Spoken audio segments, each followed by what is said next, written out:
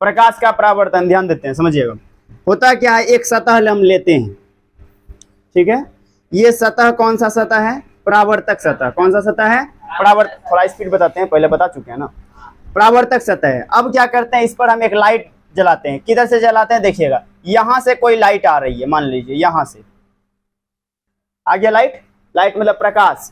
ये प्रकाश मान लीजिए यहां से आया, किस दिशा से आया, ये दिशा बताता है, ठीक, यहां से आया, तो ये क्या हुआ, यहां पर टकरा गया। किससे टकरा गया, सतह से टकरा गया, और फिर यह उसी माध्यम में लौट गया, उसी माध्यम में लौट गया। माध्यम बोल रहे हैं, दिशा नहीं, आया दूसरे दिशा से, गया दूसरे दिशा में, लेकिन माध्यम एक के है। इसका माध्यम क्या है, हवा। इसका माध्यम क्या है, हवा। यानी कि प्रकाश किधर से आया, इधर से आया और इस साइड से गया। कहने का मतलब लेफ्ट से आया, राइट में गया, लेकिन माध्यम क्या, यह हवा में आया था और यह भी हवा में ही गया है, तो उसी माध्यम में लौट गया है। कहने का मतलब है इस साइड ये गया है।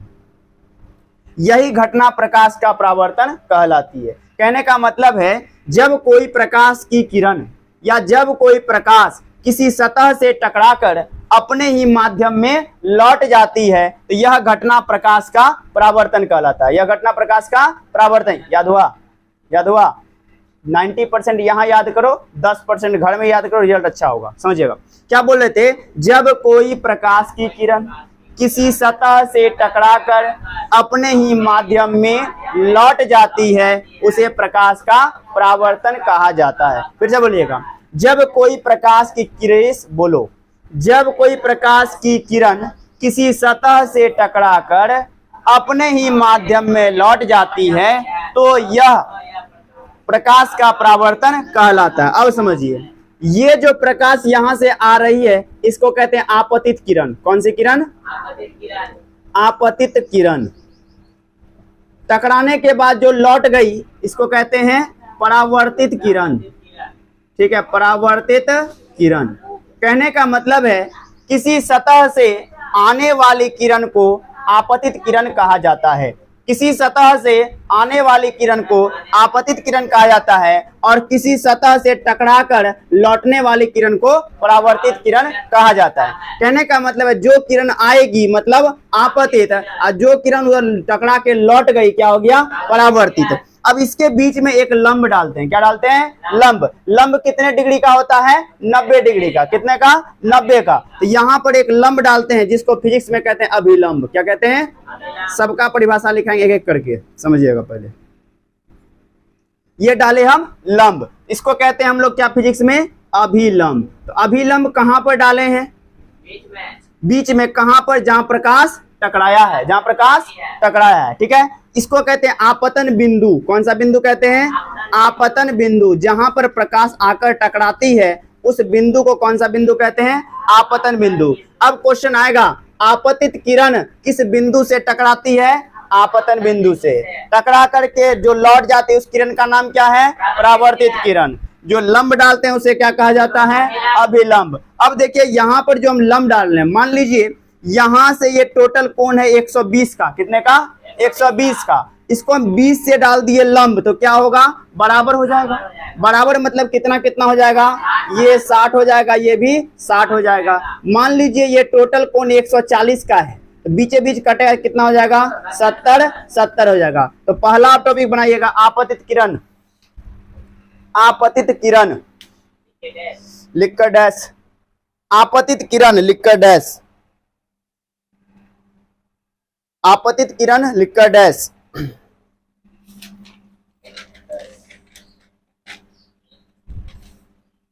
परावर्तक सतह पर, परावर्तक सतह पर आने वाली किरण को, परावर्तक सतह पर आने वाली किरण को आपतित किरण कहा जाता है। परावर्तक सतह पर आने वाली किरण को, परावर्तक सतह पर आने वाली किरण को आपतित किरण कहा जाता है।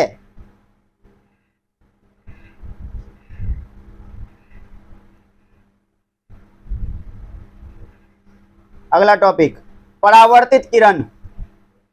परावर्तित किरण, सारा क्वेश्चन बनाते जाइएगा। ये हुआ पहला क्वेश्चन आज का। अब दूसरा क्वेश्चन, आज का दूसरा होगा ये, अब तीसरा लिखा रहे हैं। परावर्तित किरण लिखकर डैश लिखिएगा। परावर्तक सतह से टकराकर, परावर्तक सतह से टकराकर, परावर्तक सतह से टकराकर लौटने वाली किरण को, लौटने वाली किरण को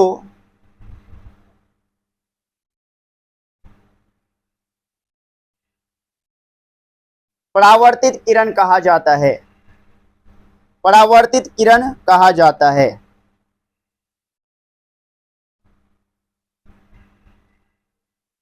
अगला टॉपिक आपतन बिंदु, आपतन बिंदु। परावर्तक सतह के जिस बिंदु पर, परावर्तक सतह के जिस बिंदु पर, परावर्तक सतह के जिस बिंदु पर,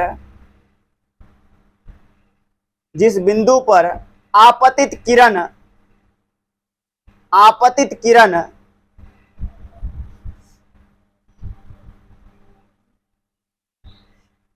सतह से टकराती है, सतह से टकराती है, सतह से टकराती है, उस बिंदु को, उस बिंदु को आपतन बिंदु कहा जाता है, उस बिंदु को आपतन बिंदु कहा जाता है। आपतन बिंदु कहा जाता है। अगला टॉपिक अभिलंब, अभिलंब, अभिलंब।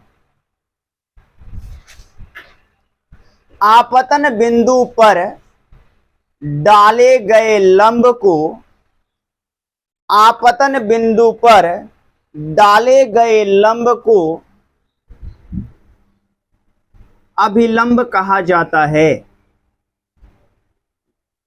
आपतन बिंदु पर डाले गए लंब को अभिलंब कहा जाता है, अभिलंब कहा जाता है। अब लिखिए आपतन कोण, आपतन कोण, हाँ आपतन कोण। आपतित किरण और, आपतित किरण और, आपतित किरण और अभिलंब के बीच, अभिलंब के बीच बने कोण को, अभिलंब के बीच बने कोण को आपतन कोण कहा जाता है, आपतन कोण कहा जाता है। इसे, इसे, इसे स्मॉल आई, स्मॉल आई मतलब छोटी आई, स्मॉल आई इंग्लिश वाला आई, हाँ लिख लेंगे ना,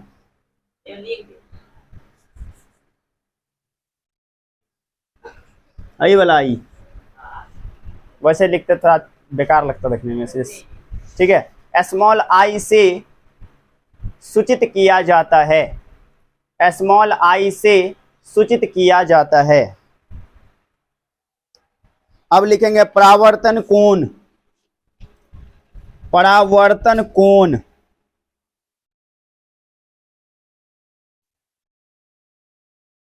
परावर्तित किरण और, परावर्तित किरण और, परावर्तित किरण और अभिलंब के बीच, अभिलंब के बीच, अभिलंब के बीच बने कोण को, बने कोण को परावर्तन कोण कहा जाता है, बने कोण को परावर्तन कोण कहा जाता है।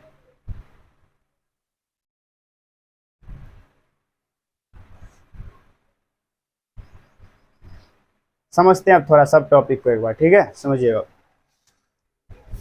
सबसे पहले क्या करना है, एक परावर्तक सतह ले लेना है,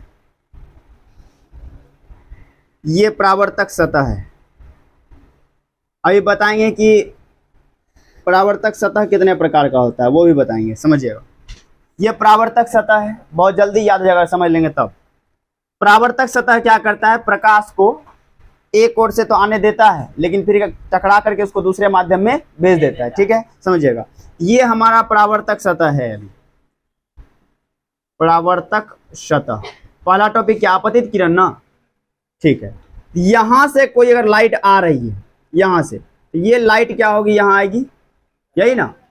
प्रकाश हमेशा सीधी रेखा में गमन करती है। मान लीजिए ये सीधा लाइन है, यहां से प्रकाश आ रही है, तो जो प्रकाश आ रही है ना, इसको कहते हैं कौन सा किरण, आपतित किरण। लेकिन परिभाषा में इसका थोड़ा सा अच्छा भाषा में लिखा है। क्या लिखा है परिभाषा, पहला आपतित किरण परिभाषा क्या लिखा है, परावर्तक सतह पर आने वाली किरण को आपतित किरण कहा जाता है। अब देखिए, परावर्तक सतह यही है, इस पर आने वाली किरण कौन है, यही है, इसी क्या कहेंगे, आपतित किरण। परावर्तक सतह पर, क्लियर, आने वाली किरण को आपतित किरण कहा जाता है। याद रहा, परावर्तक सतह पर आने वाली किरण को आपतित किरण कहा जाता है। अब क्या होगा, ये टकराएगा, ठीक है, तो टकरा गया, किससे टकराया, परावर्तक सतह से। टकराने के बाद क्या होगा, वह उसी माध्यम में लौट जाएगा जिस माध्यम से आया। किस माध्यम से आया, हवा माध्यम से, तो लौटेगा किसमें, हवा में लौटेगा। यहां से ये हवा में लौट गया, यहां से जब ये लौट गया, यहां पर लिखाए होंगे परावर्तक सतह से टकराकर लौटने वाली किरण को परावर्तित किरण कहा जाता है। परावर्तक सतह से टकराकर लौटने वाली किरण को परावर्तित किरण कहा जाता है। देखिएगा, परावर्तक सतह से टकराकर लौटने वाली किरण को परावर्तित किरण कहा जाता है। फिर से समझो, परावर्तक सतह पर आने वाली किरण आपतित किरण, परावर्तक सतह से टकराकर लौटने वाली किरण परावर्तित किरण। अब हमने चर्चा किया अभिलंब। अभिलंब क्या होता है समझिएगा। पहले चर्चा करते हैं आपतन बिंदु, इसका आपतन बिंदु। परावर्तक सतह पर आपतित किरण जिस बिंदु से टकराता है, परावर्तक सतह पर कौन सा किरण, आपतित किरण जिस बिंदु से टकराता है, उसी बिंदु को क्या कहते हैं, आपतन बिंदु। उसी बिंदु को क्या कहते हैं, आपतन बिंदु। फिर से सुनिए, परावर्तक सतह पर आपतित किरण जिस बिंदु से टकराता है उसे आपतन बिंदु कहते हैं, ठीक है। देखो याद करने तरीका, हमारा हाथ काम करता है ज्यादा, बुद्धि कम। क्या बोले हम, परावर्तक सतह पर जिस बिंदु से कौन टकराता है, आपतित किरण, या जिस बिंदु पर कौन आता है, आपतित किरण आता है, उसे आपतन बिंदु कहा जाता है। ठीक, अब आगे बढ़ते हैं। अब आपतन बिंदु पर जो हम लंब डालते हैं, किस पर, आपतन बिंदु पर जो हम लंब डालते हैं उसको कहा जाता है अभिलंब। क्या कहा जाता है, अभिलंब। आपतन बिंदु पर डाले गए लंब को क्या कहते हैं, अभिलंब। चर्चा करते हैं फिर से। परावर्तक सतह पर आने वाली किरण आपतित किरण, परावर्तक सतह से टकराकर लौटने वाली किरण परावर्तित किरण। अब है परावर्तक सतह, आपको बता दिए आपतन बिंदु। आपतन बिंदु के बारे में क्या बताया, परावर्तक सतह के जिस बिंदु पर कौन आता है, आपतित किरण आता है, उसे आपतन बिंदु कहा जाता है।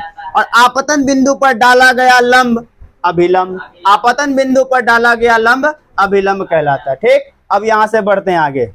अब है परावर्तन का नियम। कौन सा नियम, परावर्तन का नियम, कि परावर्तन होता कैसे है। परावर्तन का दो नियम, कितना नियम, दो नियम। अब परावर्तन का दो नियम क्या है, इसको समझिएगा। पहला नियम आपको दिख रहा होगा, समझिए। पहला नियम यहां दिखता होगा, इस बिंदु पर कितनी रेखाएं अभी आई हुई, 1 2 तीसरा। तो पहला जो है वो क्या है, आपतित किरण। दूसरा क्या है, परावर्तित किरण। तीसरा क्या है, अभिलंब। यहीं से एक रूल निकलता है परावर्तन का, वह कहता है आपतित किरण, परावर्तित किरण और अभिलंब। क्या बोले, आपतित किरण, परावर्तित किरण और अभिलंब तीनों एक ही तल में होते हैं। क्या बोले हम, आपतित किरण, परावर्तित किरण और अभिलंब तीनों एक ही तल में होते हैं। रूल याद हुआ, परावर्तन का पहला रूल, आपतित किरण, परावर्तित किरण और अभिलंब तीनों एक ही तल में होते हैं। अब दूसरा रूल, पहला याद हो गया, क्या बोले, आपतित किरण, परावर्तित किरण और अभिलंब तीनों एक ही तल में होते हैं। दूसरा, अभी जस्ट बताए हैं कि ये कोण बराबर हो जाता है, ये 50 तो ये भी 50, ये 60 तो ये भी 60। अब कोण में क्या आते हैं, आपतन कोण और परावर्तन कोण। समझिएगा आपतन कोण कब बनता है समझते हैं थोड़ा। आपतित किरण और अभिलंब के बीच बना कोण, किसके बीच, आपतित किरण और अभिलंब के बीच बना कोण आपतन कोण कहलाता है। क्या बोले, आपतित किरण और अभिलंब के बीच बना कोण आपतन कोण कहलाता है। इधर से आइए, परावर्तित किरण और अभिलंब के बीच बना कोण परावर्तन कोण कहलाता है। क्या बोले परावर्तन कोण का, परावर्तित किरण और अभिलंब के बीच बना कोण परावर्तन कोण कहलाता है।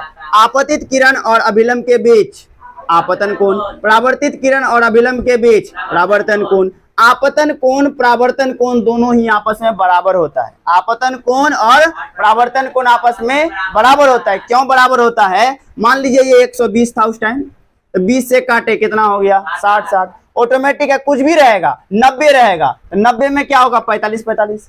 सपोज मान लीजिए 180 रहेगा, कितना होगा 90 90, 160 होगा 80 80 होगा। कहने का मतलब आपतन कोण परावर्तन कोण आपस में क्या होता है, बराबर। पहला नियम बोलिए पहले, आपतित किरण, परावर्तित किरण और अभिलंब तीनों एक ही तल में होते हैं। दूसरा, आपतन कोण परावर्तन कोण के बराबर होता है।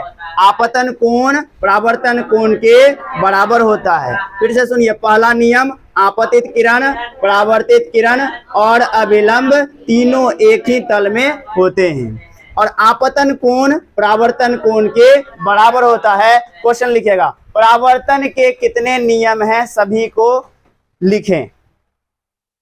परावर्तन के कितने नियम हैं सभी को लिखें। परावर्तन के कितने नियम हैं सभी को लिखें। परावर्तन के कितने नियम हैं सभी को लिखें। यह क्वेश्चन बार बार पूछता है।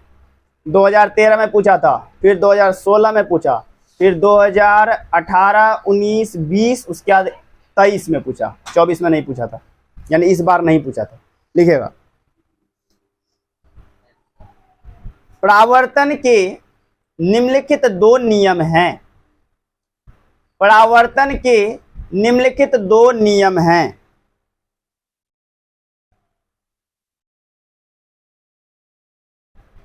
निम्नलिखित दो नियम है। नंबर 1 क्या बताए थे, पहला नियम, आपतित किरण, परावर्तित किरण और अभिलंब तीनों एक ही तल में होते हैं। तो लिखना है, आपतित किरण कॉमा, आपतित किरण कॉमा, परावर्तित किरण, परावर्तित किरण और अभिलंब, परावर्तित किरण और अभिलंब तीनों एक ही तल में होते हैं। आपतित किरण, परावर्तित किरण और अभिलंब तीनों एक ही तल में होते हैं।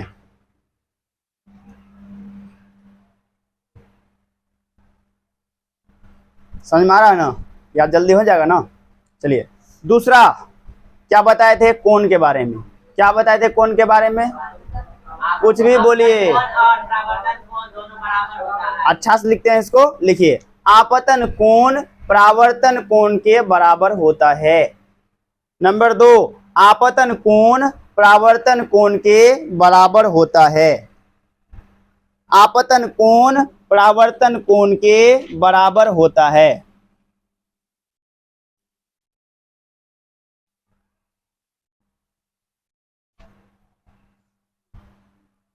हो गया क्लियर। अब पढ़ते हैं अगला क्वेश्चन, समझिए। अब परावर्तन जो होता है कितने प्रकार का होता है इसको समझते हैं। परावर्तन होता है 2 प्रकार का। कितने प्रकार का, 2 प्रकार का। प्रकाश का परावर्तन 2 प्रकार का होता है। अब समझिए, परावर्तन का मतलब आप समझिए सीधा टकराना। कोई भी चीज क्या होता है, टकराना। जैसे बचपन में गेंद को फेंकते हैं दीवार पर, वो रिटर्न आता है, और दीवार नहीं होता तब क्या होता, सीधे चल जाता। ये परावर्तन नहीं हुआ, आने दे। अब समझिएगा, तो हम बता रहे थे परावर्तन का प्रकार। तो परावर्तन का प्रकार जो होता है वह 2 प्रकार का होता है। एक होता है नियमित परावर्तन। कौन सा परावर्तन? नियमित परावर्तन। और दूसरा होता है अनियमित परावर्तन। अब क्या होता है नियमित, कौन होता है अनियमित, इसको समझते हैं। जैसे ही परावर्तक सतह लिए थे ऐसा करके, तो परावर्तक सतह प्लेन भी हो सकता है, रुखड़ा भी हो सकता है। रुखड़ा का मतलब समझ रहे हैं, खुरदरा, ऊंचा नीचा हो सकता है। तो परावर्तक सतह दो तरह का होता है, समतल और रुखड़ा। समतल और रुखड़ा, देहाती में बोलते हैं चिकना और रुखड़ा। चिकना मतलब पूरा प्लेन होगा, रुखड़ा मतलब खुरखुर करेगा, समझिएगा। जो चिकनी सतह पर होता है उसे नियमित परावर्तन कहते हैं, और जो रुखड़ी सतह पर होता है उसे अनियमित परावर्तन कहते हैं। यानी कि वैसा परावर्तन जो कि चिकनी सतह से होता है उसे नियमित परावर्तन कहते हैं, वैसा परावर्तन जो कि रुखड़ी सतह पर होता है उसे अनियमित परावर्तन कहते हैं। लिखिए क्वेश्चन, परावर्तन कितने प्रकार का होता है? परावर्तन कितने प्रकार का होता है?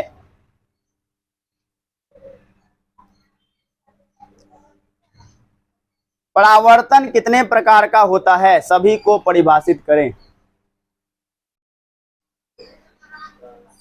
सभी को परिभाषित करें।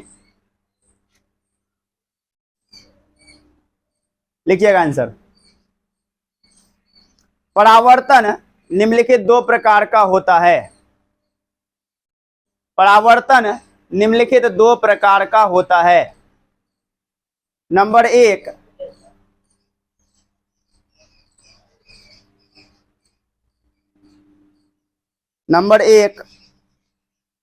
नियमित परावर्तन। नियमित परावर्तन, डैश देकर लिखिएगा।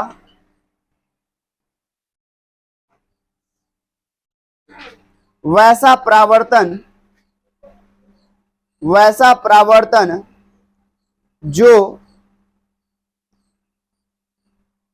चिकनी और चमकीली सतह से, चिकनी और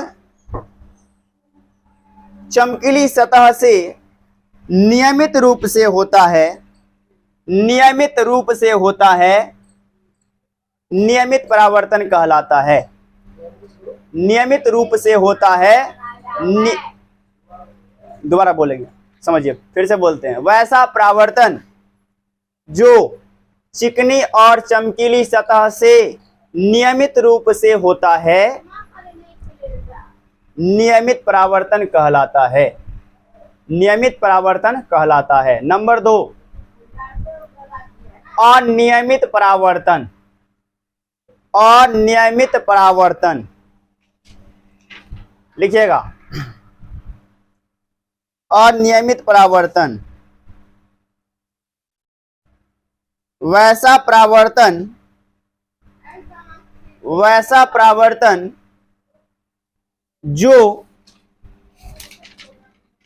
रुखड़ी और चमकीली सतह से, कहाँ है,